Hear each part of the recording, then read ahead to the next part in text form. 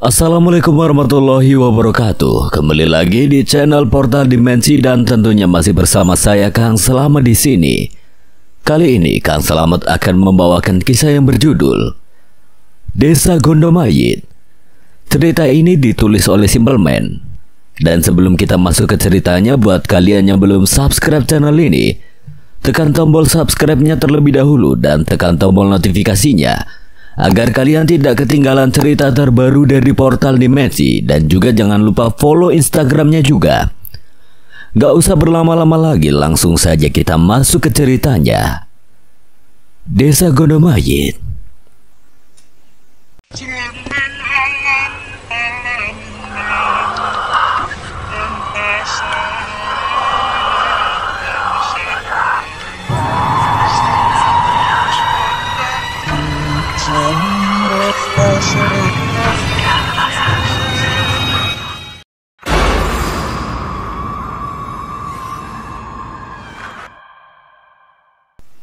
Malam ini, izinkan aku memulai sebuah cerita.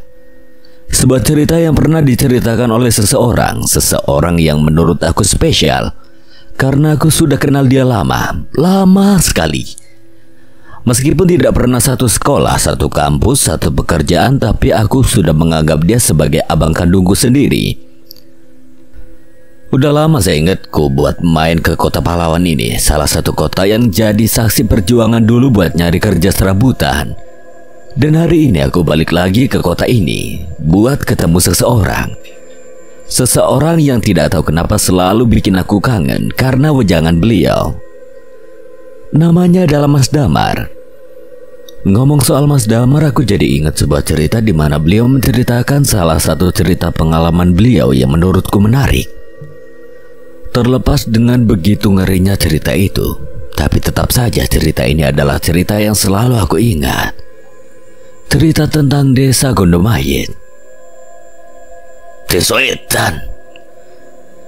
Mata Mas Damar masih menatap ke sana kemari soal peristiwa itu membekas di ingatannya. Aku pun bertanya karena penasaran. Etan bagaimana, Mas? Yo pokoknya Etan. Setiap hari selalu saja ada orang yang mati. Kalau tidak ada yang mati, katanya justru mengundang musibah. Percakapan kami saut menyaut membuatku semakin penasaran sampai pandanganku teralihkan ketika motor Honda RC hitam baru saja berhenti. Mas Erik, sosok yang juga aku kenal akrab, datang. Dia langsung duduk dan memesan kopi. Di sini aku melihat Mas Damar melihat Mas Erik. Rik, iki loh. Ceritakan cerita kamu dan aku yang zaman masih kuliah dulu, waktu kita nyasar di sebuah desa bernama Gondomayit. Wajah tenang Mas Erik tiba-tiba berubah, mengisyaratkan ketidakenakan, dan aku bisa menangkap raut ngeri itu dari alisnya. Masih diingat aja, sudah lupa kan? Mendengar itu aku pun langsung memohon. Sejujurnya aku paling suka mendengar cerita-cerita seperti ini. Toh aku udah gak asing lagi dengan hal-hal seperti ini. Awalnya Mas Erik tanpa ogah menceritakan, berbekal bujukan bahwa aku yang akan bayar kopi ditambah rokok. Untuk cerita ini aku pun menyanggupi. Disinilah aku melihat Mas Erik menunjuk sesuatu arah utara dari kota pahlawan ini. Aku mengerenyitkan dahi. Kamu tahu, salah satu di daerah utara gunung. Aku mengangguk. Yo, kokono desone. Dan disinilah cerita ini dimulai. Mas Damar baru saja ditunjuk untuk menjadi ketua Mapala periode tahun 2011-2012 di salah satu universitas. Salah satu universitas yang cukup dikenal di kota ini. Menjabat menjadi ketua pada semester 6 bukanlah hal bijak. Terlebih ketika ada agenda bahwa bulan Juli akan ada proyek untuk mendaki puncak Mahameru, di mana 4 universitas bersama Mapala mereka akan bergabung. Disinilah Mas Damar membuat satu acara dadakan untuk mempersiapkan kesanggupan tim mereka pada bulan Juli. Tetapi tidak satu pun anggota sanggup karena bertepatan dengan UTS. Karena minimalnya persiapan, Mas Damar pun berinisiatif untuk melanjutkan agendanya. Meski bila harus seorang diri, Mas Erik ketua Mapala sebelumnya pun akhirnya ikut bergabung karena toh ini untuk nama universitas mereka. Dan disinilah mereka dapat satu tempat yang dirasa cocok. Salah satu tempat untuk melatih stamina karena medannya yang menanjak dan juga tempat terbaik untuk mendapatkan momen di mana suhu tempat ini nyaris seperti suhu di puncak Mahameru. Sebelum Mas Damar dan Mas Erik tahu apa yang sudah menunggu mereka di sana, persiapan sudah dilakukan 1 minggu sebelumnya, mulai dari izin untuk mendaki sekaligus menyisir tempat yang akan dijadikan tujuan pendakian ini. Meski jalur yang akan dituju Mas Damar dan Erik bukan jalur pendakian pada umumnya, namun Mas Damar meyakinkan Mas Erik. Perjalanan 6 jam terasa singkat, terlebih di hari yang semakin petang. Mas Damar masih memeriksa semuanya. Kompas yang selalu dibangga-banggakan pun tidak luput dari genggaman. Mobil mereka berhenti di salah satu pos yang sudah tidak asing lagi bagi mereka. Anehnya malam itu tidak ada satu pun yang berjaga, seharusnya ada 1 atau 2 penjaga. Karena meskipun ini bukan jalur pendakian resmi, ini adalah jalur yang sering ramai pengunjung. Karena tempat ini adalah tempat objek wisata yang terkenal. Menunggu setidaknya itu yang dilakukan Mas Damar, karena bagaimanapun laporan itu penting terutama untuk menghindarkan dari hal-hal yang tidak diinginkan. Namun 1 jam, 2 jam berlalu dan masih belum ada satu batang hidung pun yang muncul. Hal itu membuat Mas Erik gusar. Wis, gini aja lo Mar. Tinggalkan KTP di sini, tulis pesan bahwa kita sudah melampirkan. Lagian kita gak tahu sampai kapan petugasnya ada. Bimbang itulah yang Mas Damar pikirkan. Bukan sekali 2 kali hal ini terjadi, namun satu yang Mas Damar ingat. Hal-hal seperti ini biasanya diiringi dengan petaka yang buruk di langkah selanjutnya. Namun Mas Erik benar, tidak ada yang tahu kapan petugas itu akan kembali. Nekat, Mas Damar dan Mas Erik pun akhirnya melangkah masuk ke dalam hutan, bersiap untuk menyambut penghuni yang sudah menunggu mereka. Jam menunjukkan pukul 8 malam, seharusnya jalanan belum segelap itu, apalagi jalurnya sendiri masih tidak seberapa jauh dari pos pertama. Tapi malam itu lain, jalur itu lebih gelap dari seharusnya. Yang lebih aneh, tidak terdengar satupun binatang malam di sekitar sana. Medannya memang menanjak seperti bukit setapak yang bila ditelusuri lebih tinggi namun masih bisa ditempuh dengan santai. Di sini Mas Erik yang memulainya. Jadi ini Mbah Kudam, kalau gak ada suara biasanya ada hantu. Bos, dijaga mulut, tidak baik ngomong begitu. Ada yang membuat Mas Damar sedari tadi tidak tenang, berjalan di belakang Mas Erik. Seharusnya tidak ada lagi sesiapapun di belakangnya, namun bulu kuduknya berdiri sedari tadi. Bukan kali pertama Mas Damar merasakan ini selama dia mendaki gunung dan masuk ke hutan-hutan seperti ini. Bulu kuduk atau leher meremang sudah menjadi makanan sehari-hari. Namun perasaan ini berbeda, seolah-olah yang ini jauh lebih mengintimidasi. Namun Mas Erik tidak merasakan apapun melihat Mas Erik membuka jalan dengan parang di tangannya. Setidaknya memberi ketenangan pada Mas Damar sampai ia akhirnya mendengar suara lain. Mas Damar berhenti disusul Mas Erik. Rik. Mas Erik mendekat menatap Mas Damar yang leluasa mencari-cari pandang. Opo? Pitik? Ayam. Dengar tidak ada suara ayam. Mas Erik diam mencoba mencuri dengar apa yang Mas Damar dengar. Namun Mas Erik menegaskan bahwa tidak ada suara apapun kecuali angin yang berhembus di sela dedaunan.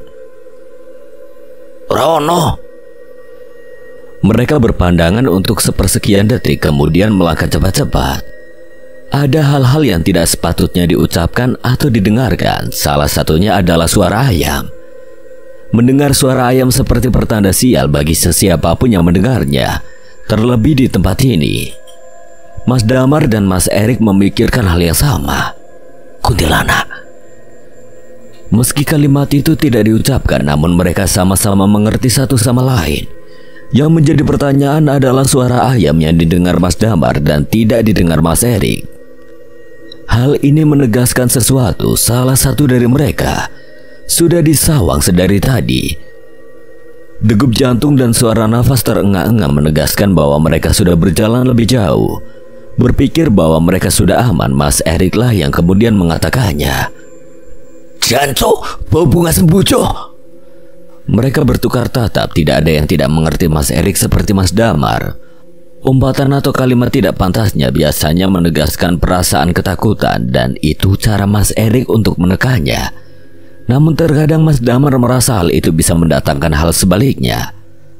Kadang dunia mereka menangkap pesan berbeda. Benar saja, suara ayam berbau bunga kemudian berujung pada sosok di balik semak belukar.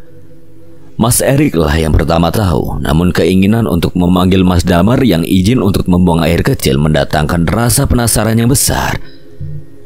Mas Erik mengintip sosok asing itu. Sosoknya tinggi, ia berdiri di bawah pohon rindang, berdiri begitu saja. Mengenakan baju yang terlihat seperti kain, warnanya mencolok dengan kegelapan hutan, putih. Mas Erik terus melihat, tatapannya terkunci pada kepalanya yang sedari tadi tergedek ke kiri dan ke kanan.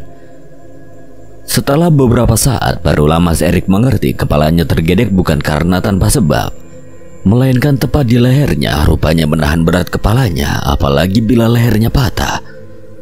Saat itu Mas Erik sadar sedari tadi ia melihat sosok kuntilanak yang sering ia dengar ada di hutan. Umumnya memang sering terdengar kabar bahwa penghuni atau kasarnya penunggu-penunggu di dalam hutan adalah korban-korban kecelakaan atau bencana-bencana yang tidak umum. Kini setelah melihat dengan mata kepala sendiri, Mas Erik akhirnya tahu bahwa mereka memang nyata. Mas Damar sudah kembali, mereka pun melanjutkan perjalanan. Rencananya sendiri, mereka harus sudah menempuh setengah dari jalur pendakiannya menurut Mas Damar. Bila dilihat dari lama jam mereka berjalan tidak jauh lagi. Mas Erik lebih sering diam. Hal ini membuat Mas Damar penasaran. Asap rokok mencoba mencairkan suasana, namun Mas Erik lebih memilih diam. Sesekali dia mencuri pandang ke belakang yang jelas-jelas tidak ada sesiapapun kecuali Mas Damar. "Nopo, Rik? Kau no?" Mas Damar tahu Mas Erik sedang berbohong. Barulah ketika sampai di tanah lapang yang artinya pos 2 atau tempat yang biasa digunakan sebagai penangkaran satwa sudah dekat, Mas Erik baru membuka suara. "Ono kuntilanak, Dam." Kaget, namun Mas Damar tidak mencoba menanggapi. Ia hanya melihat Mas Erik lebih pucat. Seteguk air dalam botol setidaknya mampu menenangkan Mas Erik. Setelah dirasa cukup dan Mas Erik menjadi lebih tenang, seusai cerita bagaimana ia melihat makhluk itu,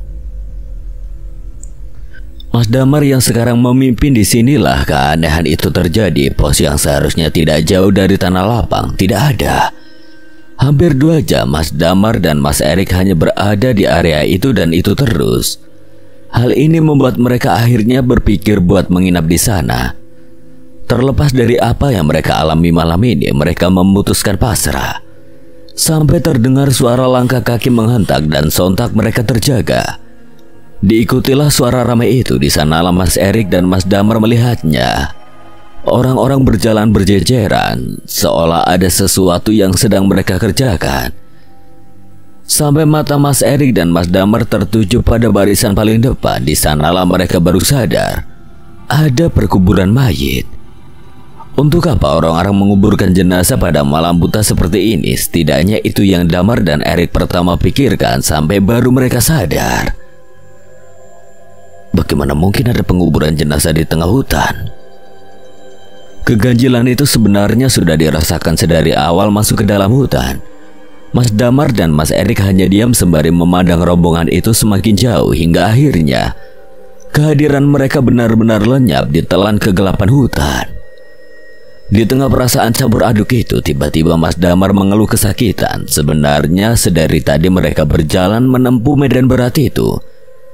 Di bagian belakang Mas Damar terasa nyeri, namun ia mencoba menahannya. Puncaknya ketika Mas Erik mengajak untuk lanjut, tiba-tiba Mas Damar mengeluh tidak bisa melanjutkannya. Diceritakanlah kondisinya dan ketika diperiksa apa yang terjadi, Mas Damar tidak tahu lagi harus ngomong bagaimana kondisinya ke Mas Erik.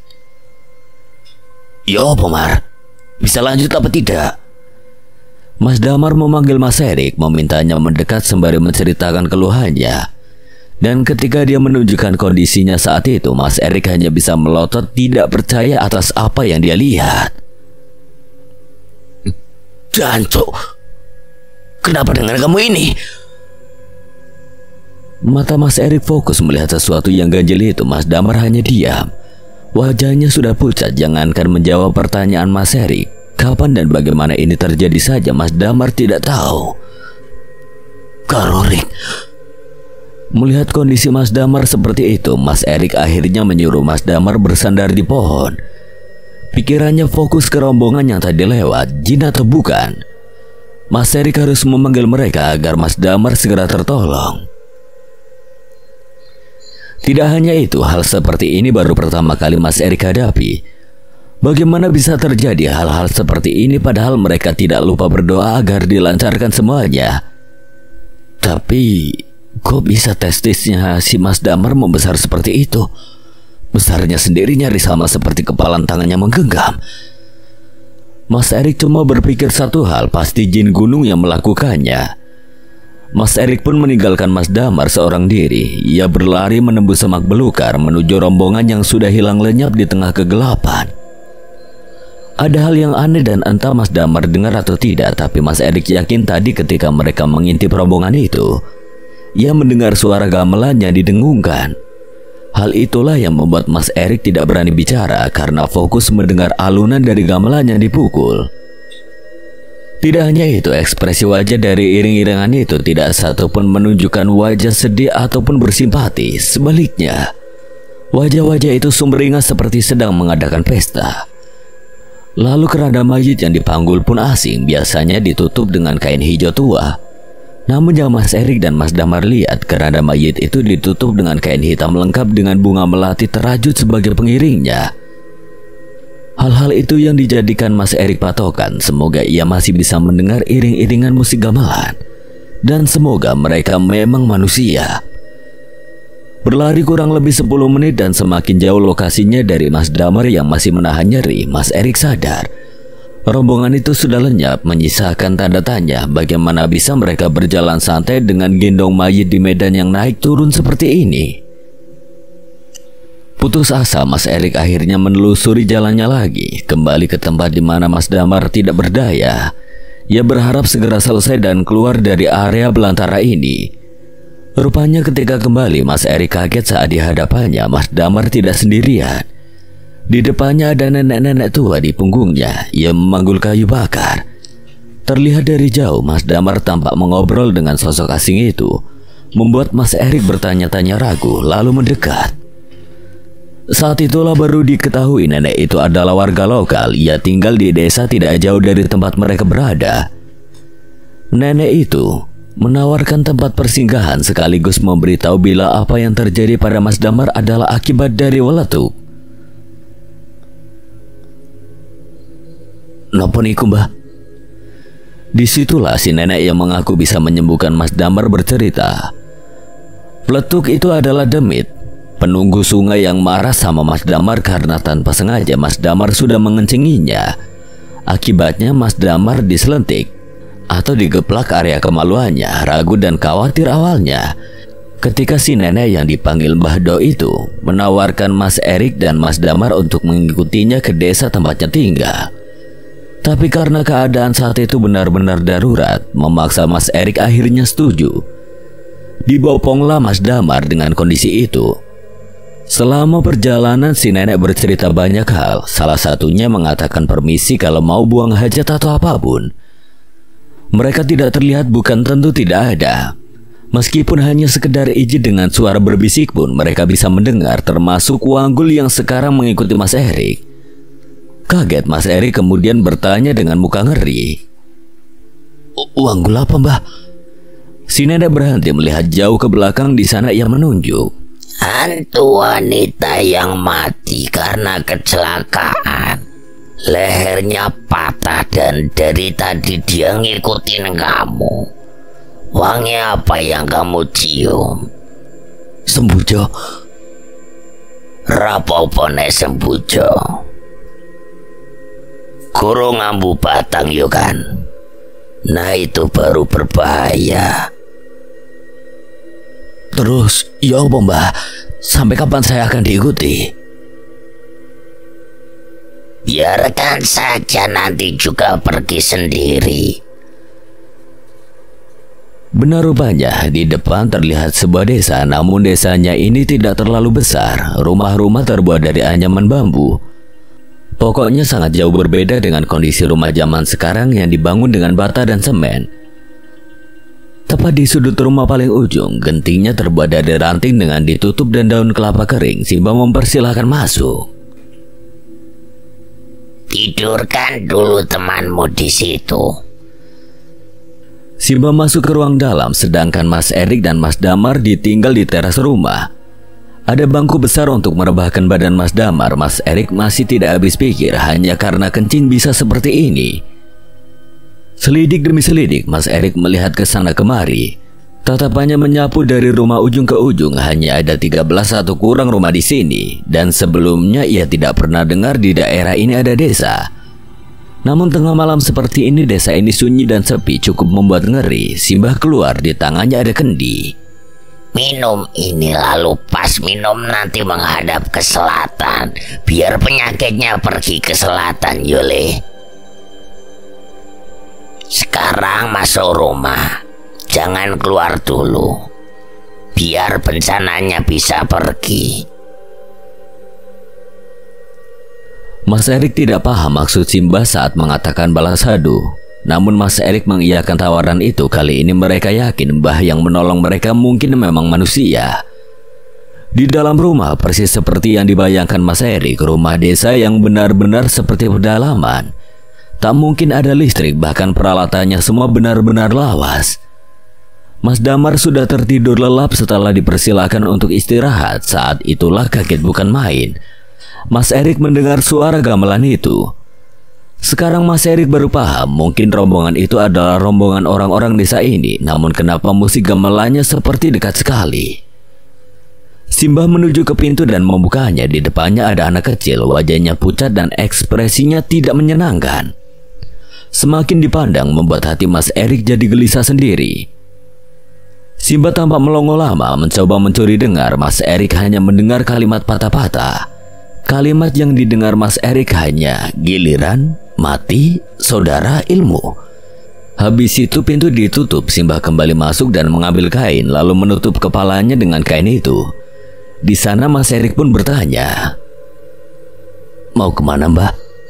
Saat itulah Simba menawarkan Mas Erik apakah mau ikut atau tidak.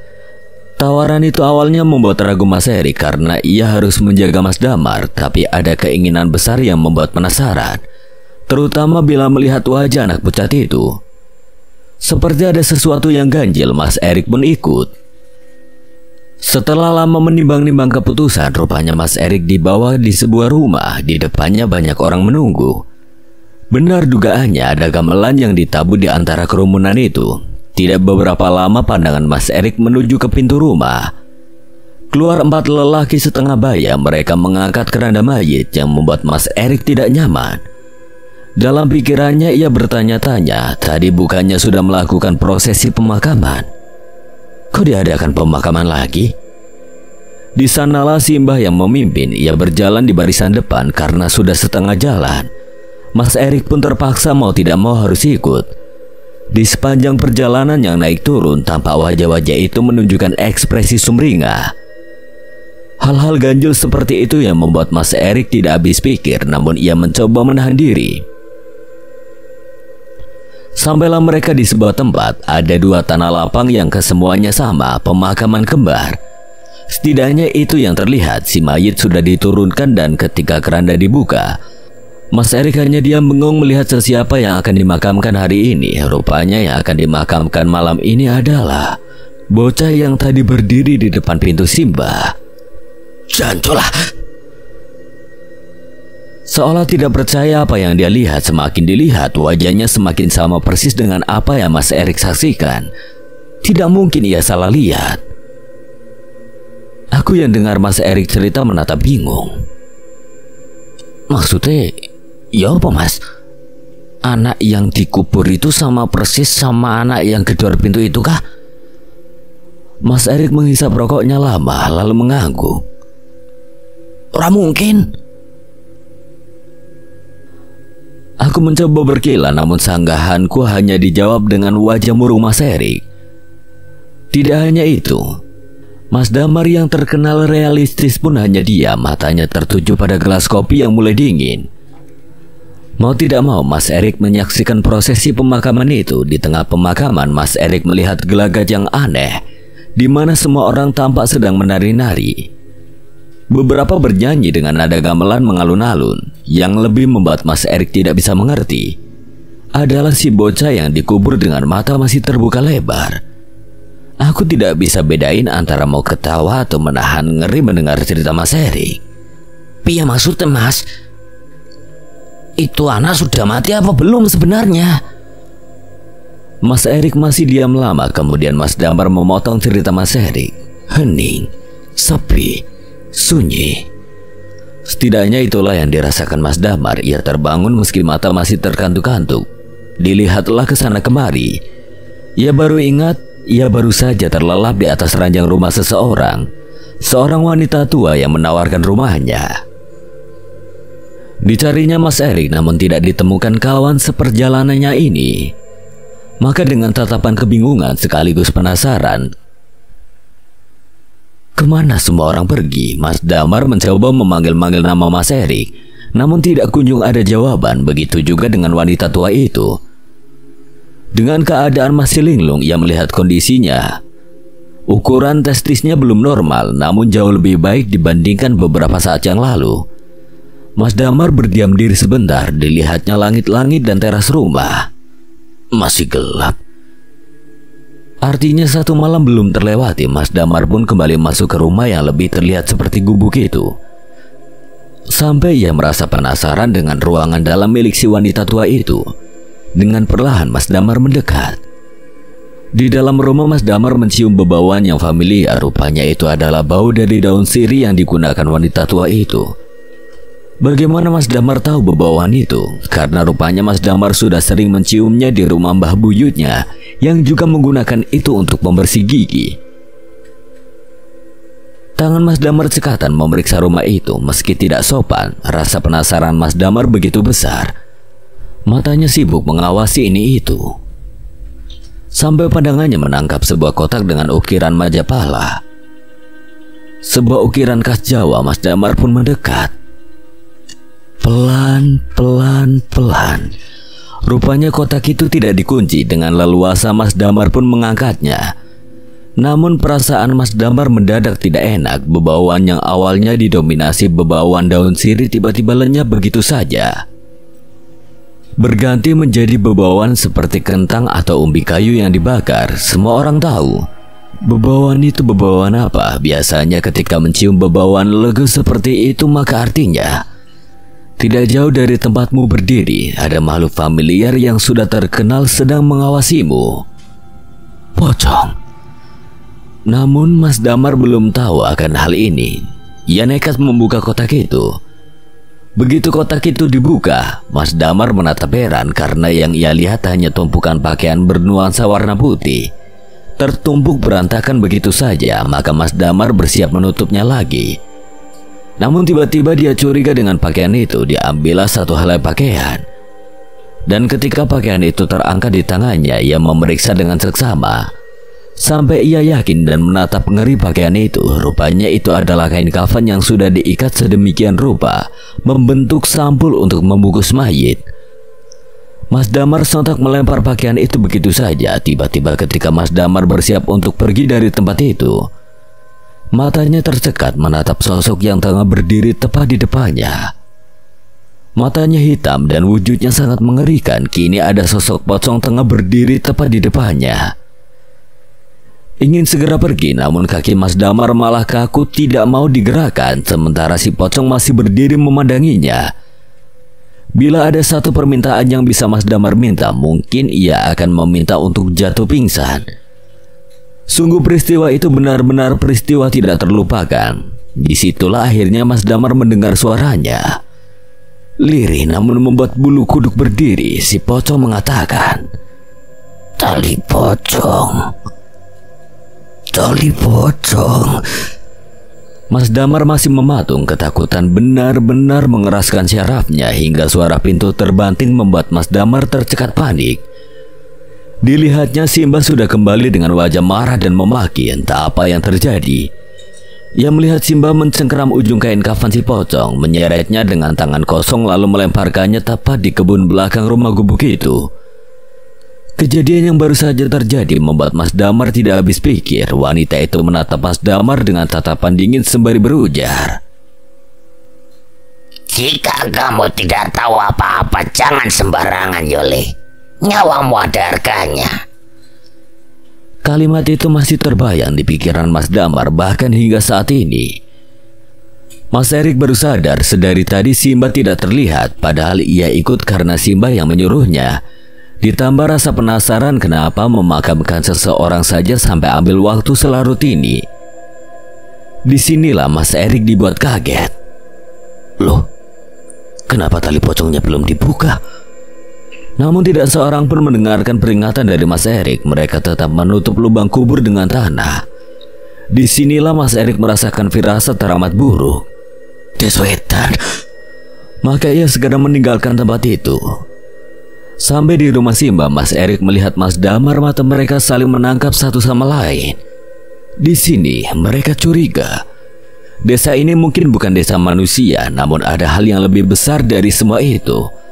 Ada misteri apa yang disembunyikan desa ini? Di tengah kebingungan, langkah kaki Simba mengejutkan mereka. Wajahnya yang sempat mengeras ketika melihat Mas Damar kini sudah berubah seperti sedia kala, seperti saat pertama kali mereka bertemu dengan Simba. Kamarnya sudah Mbak siapkan. Mau tidak mau mereka pun masuk ke sebuah kamar yang asing. Tidak ada hal yang menarik selain ranjang dengan lasa atau tikar nyaman sebagai alasnya. Namun mereka sepakat keganjilan semua peristiwa ini seperti mengerucut pada sesuatu. Namun belum ada yang berani menarik kesimpulan. Sampai di tengah keheningan ketika mereka sudah saling merebahkan tubuh untuk sekedar membuang lelah, terdengar suara yang tidak asing lagi di telinga mereka. Suara riuh namun sangat tipis seperti dari tempat yang jauh. Itu adalah suara ayam yang pernah terdengar. Mas Erik lah yang pertama bangun. Ia melihat ke sana kemari untuk memastikan sesuatu. Sampai Mas Erik akhirnya menggoyangkan badan Mas Damar. Ia baru sadar wajah Mas Damar terlihat pucat pasi seperti menyembunyikan sesuatu. Mar, dengar apa tidak? Mas Damar masih diam mencerna setiap kalimat Mas Erik sampai akhirnya ia mengatakan, "Erik, kamu percaya gak sama pocong?" Kalimat itu mengingatkan Mas Erik dengan peristiwa yang baru saja ia alami. Matanya menatap tajam Mas Damar. Ia tidak tahu harus menceritakannya dari mana. "Aku pernah dengar katanya kalau dengar suara ayam artinya ada pocong di dekat sini. Mar." Akhirnya Mas Erik menceritakan kejadian yang menimpanya. "Desa iki gak beres. Ayo pergi saja, Mar. Prestismu sudah gak popo kan?" Mendengar itu Mas Damar kemudian juga mengatakannya, "Rik, sepertinya Simba." Belum selesai melanjutkan kalimat itu, tiba-tiba mata Mas Damar menatap ke jendela kamar yang hanya tertutup gorden. Di sana ia melihat wajah yang mengintip. "Rik, ayo pergi dari sini saja." "Kenapa toh? Kenapa?" Di jendela. Mas Damar menunjuk ke arah jendela. Di jendela ada wajah Simba. Kaget saat itu juga Mas Erik langsung mengemasi barang bawaannya. Diikuti Mas Damar, mereka bergegas keluar dari rumah itu. Namun baru saja membuka pintu kamar, di depannya Simba berdiri. Wajahnya menatap Mas Damar dan Mas Erik bergantian. "Katenen ditoleh." Mas Damar lah yang pertama maju. "Mbak, mohon maaf, kami mau pulang." "Pulang kemana?" "Ke rumah saya sendiri, Mbak." Simba yang awalnya hanya berdiri namun perlahan-lahan tubuhnya tertekuk lalu membungkuk menatap mereka dengan senyuman paling mengerikan yang pernah Mas Erik dan Mas Damar lihat seumur hidup. Penyakitmu wis waras le. Mas Damar terdiam lama di sini. Mas Erik yang kemudian maju. Mbah, panjenengan aslinya itu siapa? Saat itulah senyuman buruk rupa itu menjelma menjadi suara tawa yang membuat Mas Erik dan Mas Damar menggigil karena ngeri. Bulu kuduk mereka berdiri dan dada mereka berdetak tanpa henti. Desa Gondo Mayit. Simba dengan langkah tertatih mendekati Mas Erik dan Mas Damar yang beringsut mundur.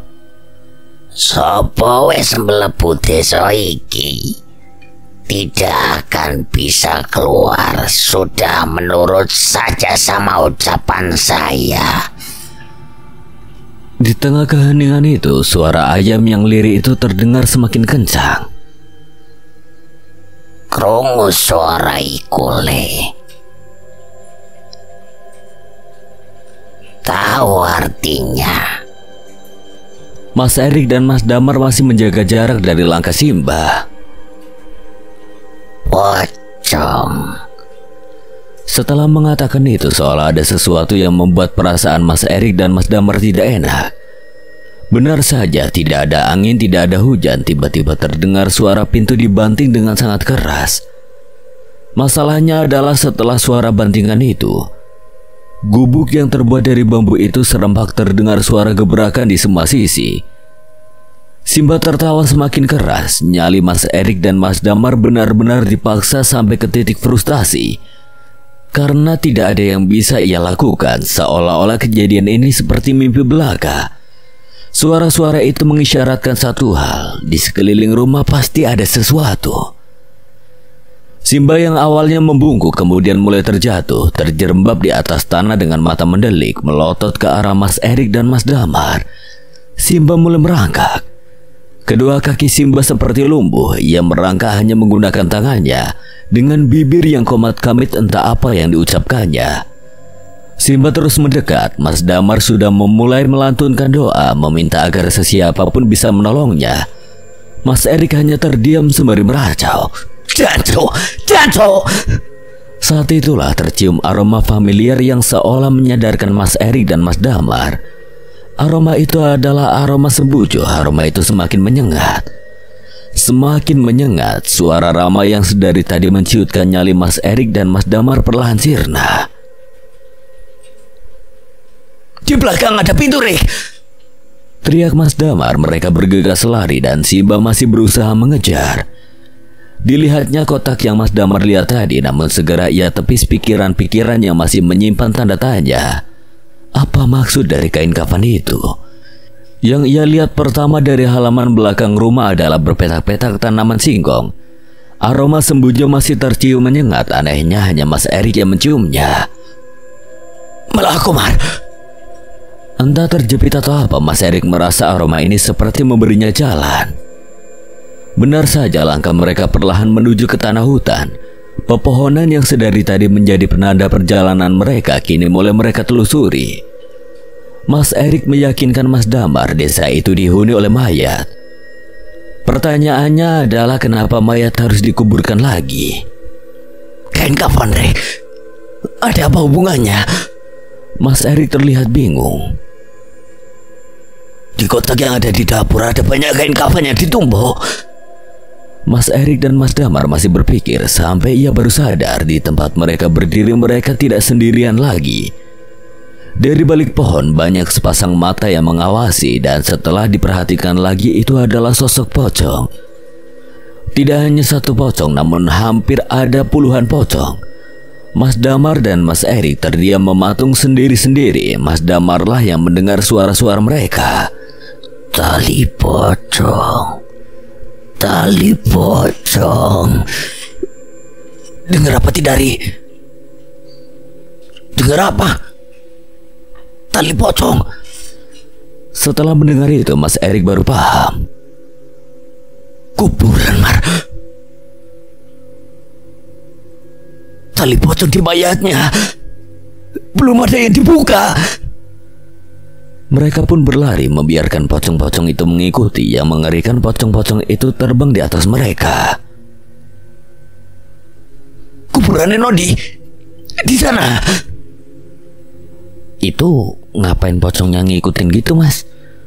Aku penasaran. Mas Damar menatapku mencoba berpikir sebelum bilang. Ini cuma ngasih asumsi sih, tapi kayaknya ada hubungannya sama mbah-mbah yang kami temui. Mas Erik seperti mengiyakan ucapan Mas Damar. Di tengah gelapnya hutan, Mas Damar dan Mas Erik tidak berhenti berlari. Alasannya manusia normal mana yang tidak ketakutan diikuti hampir selusin atau lebih kain kafan terbang ke kiri dan ke kanan sembari mendengar mereka mengatakan tali pocong di sepanjang perjalanan. Setelah menembus rimbun semak belukar dan naik turun di tanah menanjak, Mas Erik menunjuk sebuah gubuk satu-satunya. Mas Erik tahu gubuk itu penanda kuburan kembar itu. Kenapa disebut kuburan kembar? Rupanya ada dua pemakaman yang sejajar dan hanya terpisah oleh pagar bambu.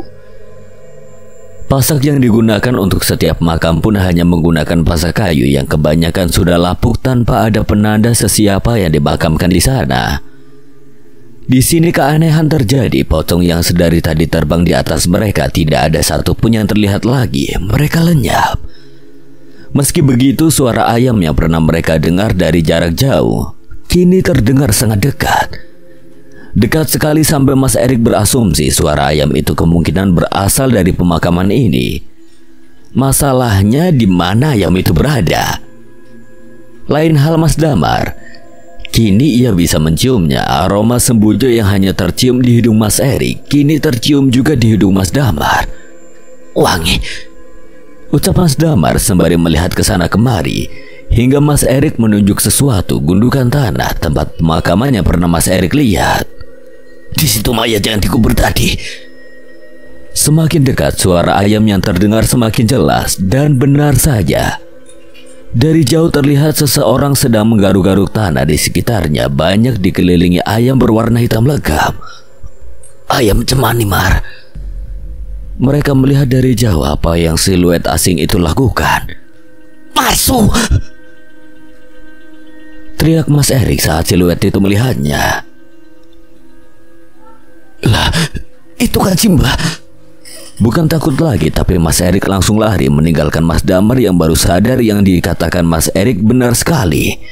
Simba yang sedari tadi terasruk-asruk mengejar mereka.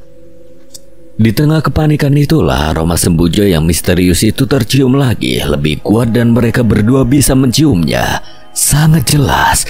Janco! Ada apa sih dengan hutan ini? Disitulah entah karena kepepet atau apa mereka malah mendekat ke sumber aroma sembujo itu, yang padahal mereka berdua tahu bahwa itu adalah aroma wanggul. Namun setidaknya aroma itu benar-benar membawa mereka ke jalan yang tidak asing lagi. Mas Damar yang mengikuti Mas Erik dari belakang hanya mendengar sekelibet suara-suara meraung. Keras sekali seperti suara macan. Tanpa memperdulikan apapun dan bagaimanapun, tiba-tiba mereka sudah sampai di tempat yang mereka cari selama ini. Pos kedua, di sana mereka bisa melihat pagar besi, tempat di mana cagar satwa beroperasi. Dengan keringat dingin mereka mendekat, ada sumber cahaya di dalam. Digedorlah pintu dan keluarlah pemuda setengah baya memandang mereka dengan tatapan curiga. Sampean-sampean yang ninggalin KTP di pos 1 yo. Mereka pun mengangguk. Saat itu juga si petugas melapor. Tidak ada yang tahu satupun dari mereka bila bukan karena si petugas yang mengatakan sudah 2 hari sejak pencarian mereka dimulai. Goblok! Kalau mau naik kenapa harus lewat sini sih? Kenapa gak lewat yang lain aja, yang resmi? Sudah 2 jam lebih mereka diceramahi oleh pemuda parubaya itu. Wajahnya tampak sangar seperti sudah lama menahan luapan amarah. Mas Erik dan Mas Damar hanya dia mengangguk. Pasrah, bingung, takut, tidak tahu harus mengatakan apa. Setelah beberapa saat barulah terdengar suara motor yang mendekat. Dan yang masuk kemudian adalah seorang pria yang mungkin 10 tahun lebih tua. Ia hanya mengenakan kaos kutang dengan sarung dililitkan di tubuhnya. Wajahnya tidak kalah sangar. Ia menatap Mas Erik dan Mas Damar. Kalimat pertama yang ia ucapkan bukan luapan amarah seperti penjaga di pos 2, tapi hanya pertanyaan yang membuat Mas Damar dan Mas Erik diam lama. Masih hidup ya kalian-kalian ini?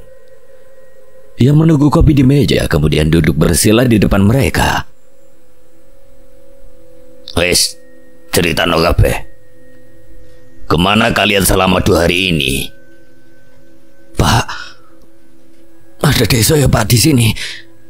Terlihat dua penjaga itu saling melihat satu sama lain. Ada. Si bapak terdiam lama, sementara penjaga yang lebih muda tampak bingung. Sembari berbisik ia bertanya, Nendiono Deso Pak, kalau di sini villa banyak, kata si penjaga yang lebih muda sembari menghisap rokok. Wajah si bapak tampak tegang. Oh benar, kalian cuma berdua saja waktu mendaki di sini? Mas Erik dan Mas Damar mengangguk bersamaan.